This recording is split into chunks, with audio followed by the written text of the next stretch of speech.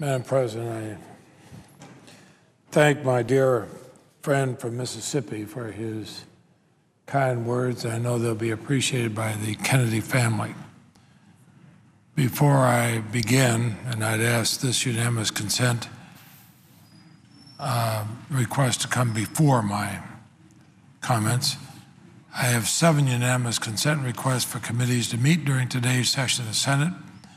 They have the approval of the majority and minority leaders, and I ask unanimous consent the request be agreed to and the request be printed in the record. Without objection. Madam President, I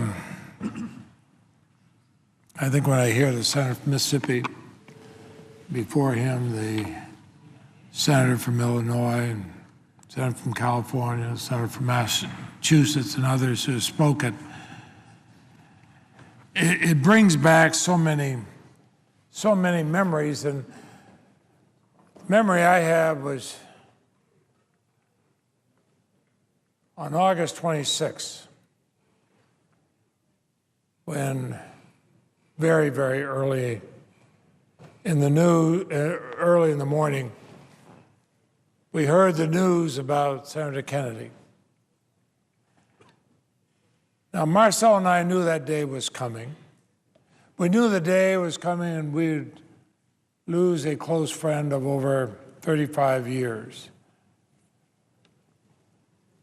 But our farmhouse in Vermont was still filled with grief on learning of the news.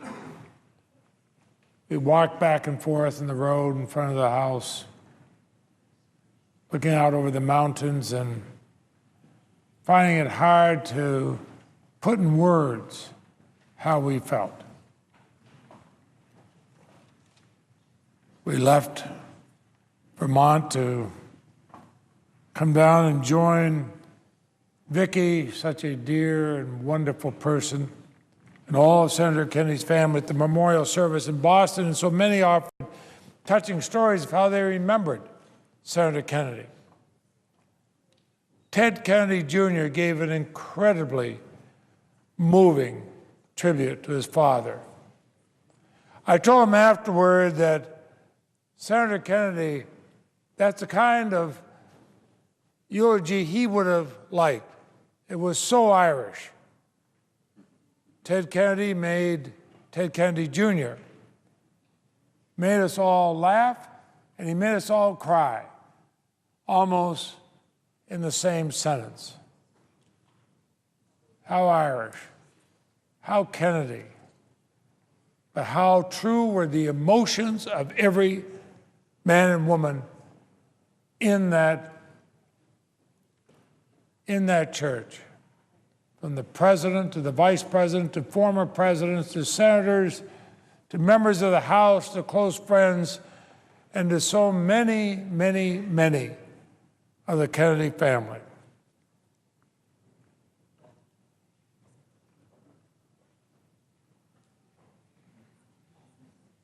After, I think of being sworn into this body, Madam President, as 34-year-old nervous senator.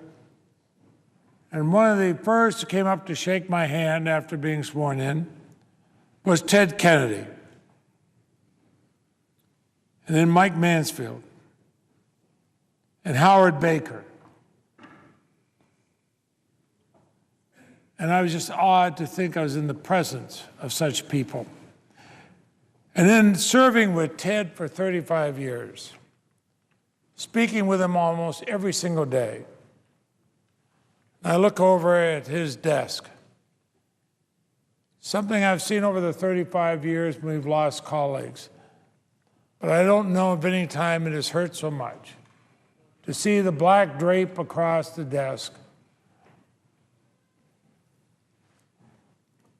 to see the vase of white flowers. I went by there yesterday, I just put my hand on the desk. I'll admit I was overcome with emotion and left the floor. I have so many memories, as we all do, of our friendship. Senator Durbin spoke about how Ted Kennedy had a way of, no matter who you were, if you'd had a tragedy in your family or an illness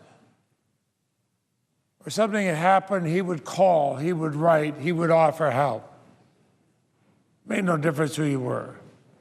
I was very, very close to my father. He had met Ted a number of times. And when my father passed away, virtually the first telephone call my mother received that morning was from Ted Kennedy. And I remember my mother taking comfort in that. Senator Kennedy's office is just one floor below mine in the Russell Senate building. We both stayed there all these years. And on many occasions, especially when he was going for a vote, you could hear his great laugh echoing down the halls. It could change your whole mood, your whole day. We often talked of the bond of the New England Irish. We spoke about that when we came back together from Pope John Paul II's funeral, stopped to refuel the plane in Ireland, and it was like following the Pied Piper through Shannon Airport. So the paintings of President Kennedy, and I see my dear friend from Iowa, Senator Harkin, on the floor. I heard him chuckle. He remembers that. Walked through there with Ted and Senator Chris Dodd telling Irish stories. These memories were going out when he's walking the dogs outside of Russell and just chatting and talking about, how's your family? How's this one or that one we talked about a few days before? After he died, one of our newspapers in Vermont had a front page picture that my wife Marcella had taken back in 1968. It showed a young Ted Kennedy in Vermont campaigning for his brother Robert and talking with an even younger state's attorney of Chittenden County.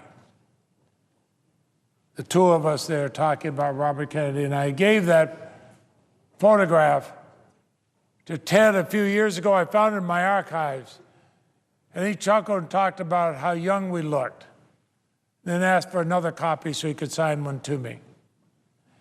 Ted, that day, we sat there and talked about his brothers, obviously the president and Senator Kennedy, also his brother Joe Kennedy, who had died. I talked about being interviewed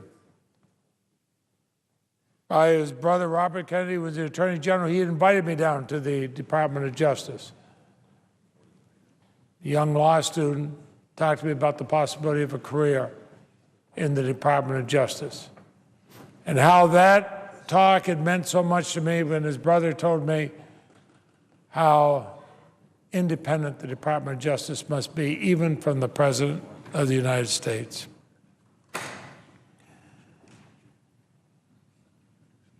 You know, we never have enough time in this body. And a roll call started and conversation stopped. But I remember every bit of that so much. I remember after that time when campaigning for Robert Kennedy, the next time I saw him was here as Senator-elect. Again, as a young prosecutor, I walked into his office to talk about, with trepidation and almost thinking of coming into this inner sanctum to talk to him about what committees I might go on. And this great voice, "Good morning, Senator," coming from him. I turned around actually to see, assuming a senator was walking in behind me, and realized he was talking to me.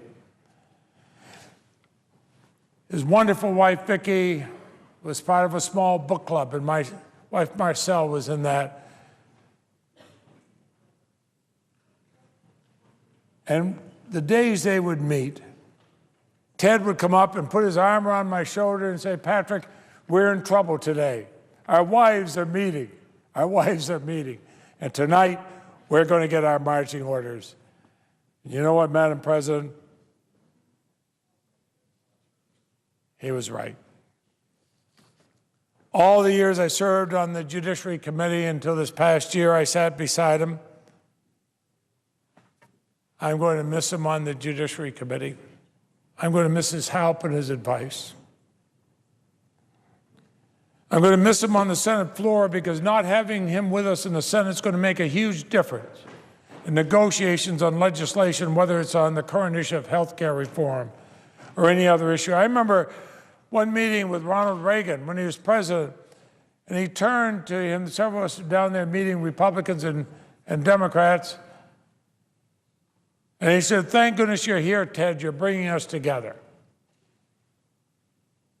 And that difference extended beyond our shores. He personally made such a difference in bringing peace to Ireland, ending apartheid in South Africa. I remember going with former President Clinton to Ireland after the peace agreement.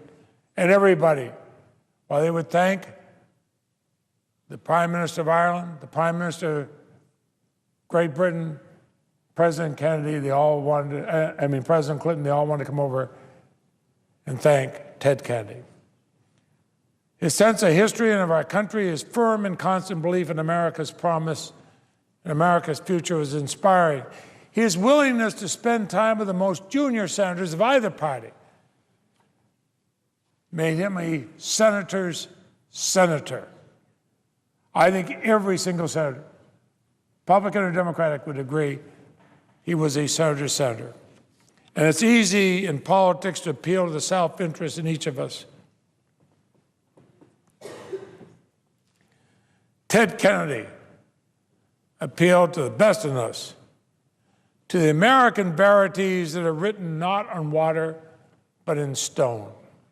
He appealed to our sense of justice, to our sense of responsibility to each other, to our uniquely American sense of hope and possibility. In the Senate, he labored to help reach bipartisan progress in health care and education, civil rights, voting rights, immigration reform, and so much more. Madam President, the powerful have never lacked champions. But Ted Kennedy was a champion for ordinary Americans, for those who struggle, and for those who did not have a champion. He believed everyone in this great land deserved the opportunity to pursue the American dream. I thought last night after the President's speech,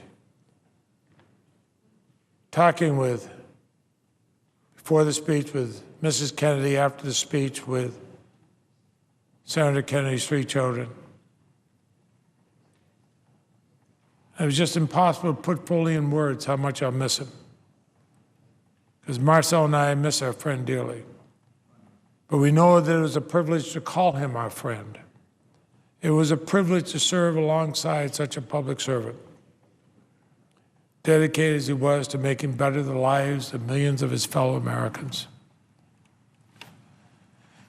It is the sad passing of an era, but Ted Kennedy also would tell us it's a time to look to the future. Madam President, I would close with this. I always thought when I left the Senate, I'd say farewell to this body, and Ted Kennedy would be here to wish me Godspeed.